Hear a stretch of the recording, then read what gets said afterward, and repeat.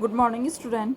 Previous video class में हमने chapter 6 Jaishankar Prasad की प्रभो कविता का अर्थ कंप्लीट किया था। आज हम इस चैप्टर के क्वेश्चन आंसर स्टार्ट करते हैं।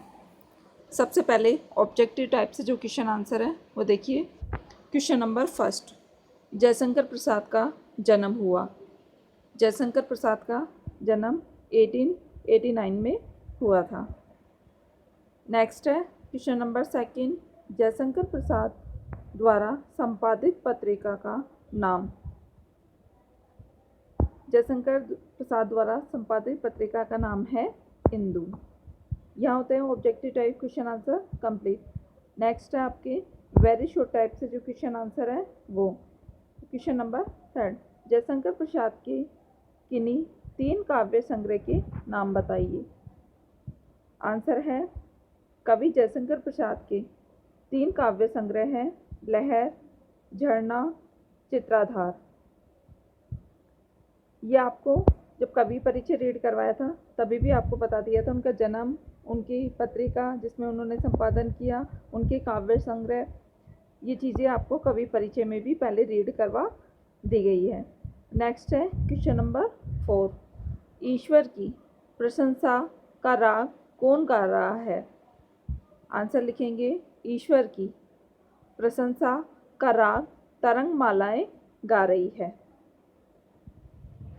नेक्स्ट है क्वेश्चन नंबर 5, मनुष्य के मनोरथ कब पूर्ण होते हैं।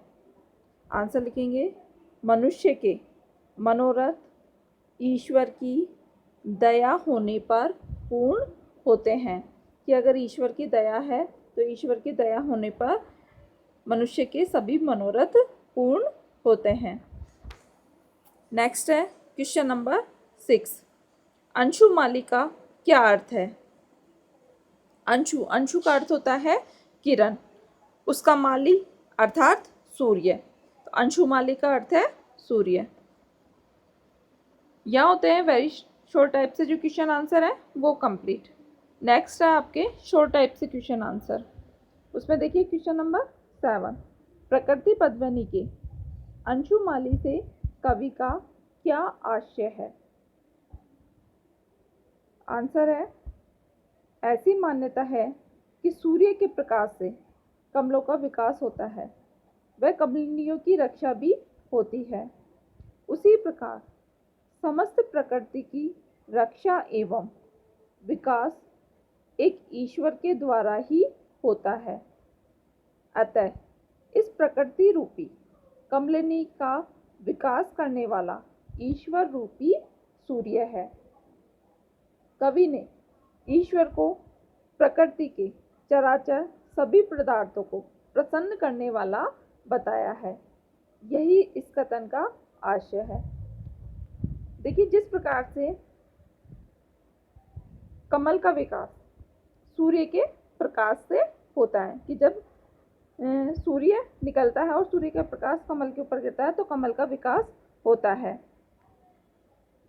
इसी प्रकार से कवि यह बताना चाहता है कि जो ईश्वर है वो पूरी सृष्टि का विकास करने वाला है।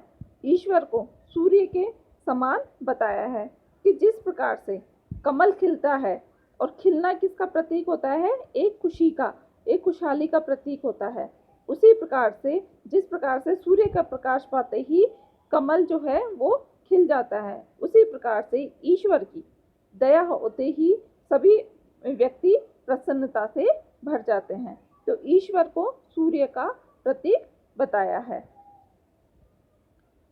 नेक्स्ट है क्वेश्चन नंबर 8, कवि ने ईश्वर को अनादि क्यों कहा है।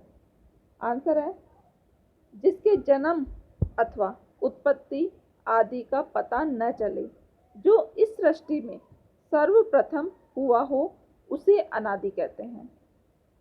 इसी आधार पर वेदों और पुराणों में ईश्वर को ही संपूर्ण ब्रह्मांड का सृजनकर्ता माना जाता है। ईश्वर के माता पिता कौन है या किसने इनका लालन पालन किया, यह किसी को ज्ञात नहीं है। फिर भी ईश्वर की सत्ता है और वही सृष्टि का पालन एवं रक्षण वह विकास करता है। इस कारण कवि ने ईश्वर को अनादि कहा है। नेक्स्ट है क्वेश्चन नंबर 9। यामिनी में अनूठा पता कौन बता रही है? आंसर है यामिनी। यामिनी अर्थात रात्रि में।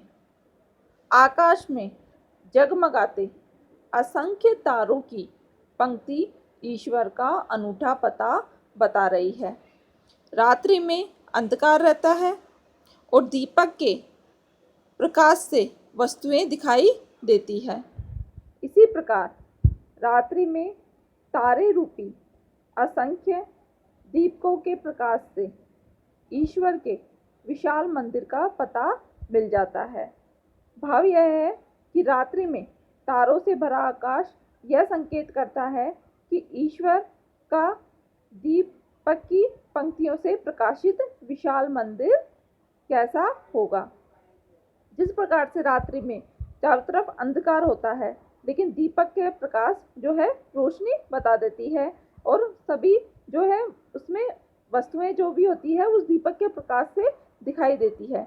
इसी प्रकार से कवि ने जो है इस संसार रूपी मंदिर का जो पता है वो कौन बता रहा है? जो आकाश में असंख्य तारे हैं वो दीपक के समान जो है जगमगाते हुए पंक्ति के रूप में दिखाई देते हैं और वो ही ईश्वर के मंदिर का अनूठा पता बता रहे हैं। कि अर्थात ऐसा लगता है कि मानो कि ईश्वर के मंदिर में असंख्य दीपक जल रहे हैं।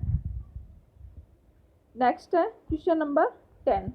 दयानिधि से क्या तात्पर्य है? आंसर है दयानिधि का शाब्दिक अर्थ दया का भंडार है। कविता में दयानिधि से तात्पर्य ऐसे ईश्वर से है जिसके हृदय में सृष्टि के सारे जीवों के लिए अपार करुणा भरी हुई है, जो किसी को भी अपनी दया से वंचित नहीं रखता है।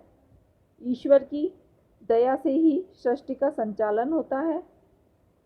सभी प्राणियों के सुख दुख, जन्म मरण आदि के साथ दिन रात आदि का क्रम चलता रहता है और ये सब ईश्वर की दया से ही संभव है।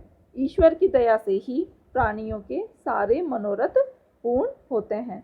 दयानिधि यानी कि दया का भंडार और प्रभु जो कविता है उसमें कवि ने ईश्वर को दया का भंडार बताया कि ईश्वर जो है वो क्या है? दयानिधि है और उसके मन में यानी उसके हृदय में सभी के लिए करुणा भरी हुई है और सभी जीवों को वो एक समान रूप से, एक समान दृष्टि से देखते हैं और सभी के मनोरथ को वो पूर्ण करते हैं।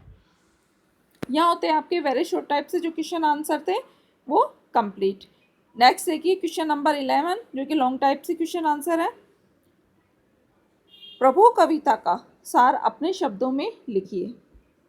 आंसर है प्रभु कविता में कवि जयशंकर प्रसाद ईश्वर के विराट स्वरूप का वर्णन करते हुए बताते हैं कि चंद्रमा की किरणें से ईश्वर की दिव्य ज्योति का पता चलता है। ईश्वर अनादि है, उसकी माया असीम है, वह इसी संसार लीला से ज्ञात हो जाता है। ईश्वर की सर्वव्यापकता का प्रसार सागर में दिखाई देता है। कवि ईश्वर की मधुर मुस्कान चांदनी के रूप में तथा मधुर ध्वनि नदियों की ध्वनि के समान बताया। ईश्वर की मधुर मुस्कान को चांदनी, चंद्रमा की चांदनी के रूप में बताया है और ईश्वर की मुस्कान की तुलना किससे की है? नदियों की कलकल ध्वनि से की है। आकाश में जगमगाते असंख्य तारे ईश्वर के रात में दीपकों से जगमगाते विशाल मंदिर का आभास कराते हैं। कविता में कवि ने ईश्वर को सृष्टि का पालक एवं रक्षक बताया है और इस संसार रूपी उपवन के माली बताया है। कवि को पूर्ण विश्वास है कि ईश्वर की दया से ही जीव की सारी मनोरथ पूर्ण होते हैं। कवि ने ईश्वर को इस संसार रूपी उपवन का माली बताया।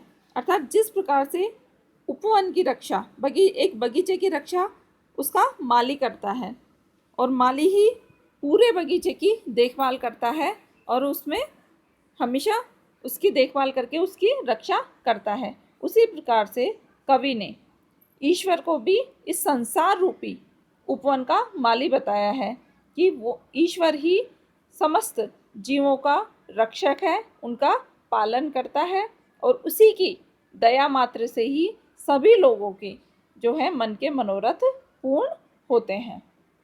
और ईश्वर को ये पूर्ण विश्वास है, एक दृढ़ विश्वास है ईश्वर के ऊपर कवि को कि वो सभी लोगों की जो मनोकामनाएं हैं वो पूर्ण करते हैं। यह होता है क्वेश्चन नंबर 11 का आंसर कंप्लीट। नेक्स्ट देखिए last question number 12।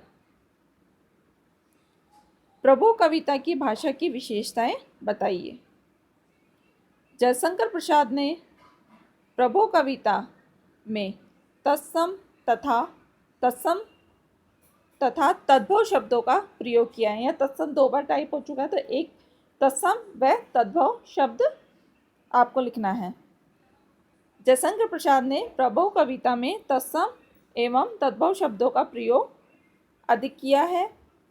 Jaishankar Prasad ji की भाषा की विशेषता है कि इसमें भाव अभिव्यक्ति की मधुरता एवं भावात्मक एकता के अनुरूप संस्कृत शब्दों का प्रयोग हुआ है। कवि ने अपने मनोभावों के प्रकाशन के लिए लोकगान जैसी शैली अपनाकर भाषा के प्रभाव को गति प्रदान की है। भाषा में कोमलता दिखाई देती है। कुछ लाक्षणिक एवं व्यंजन शब्द प्रस्तुत किए गए हैं। प्रभु कविता की भाषा कुछ अलग ही छटा लिए हुए हैं।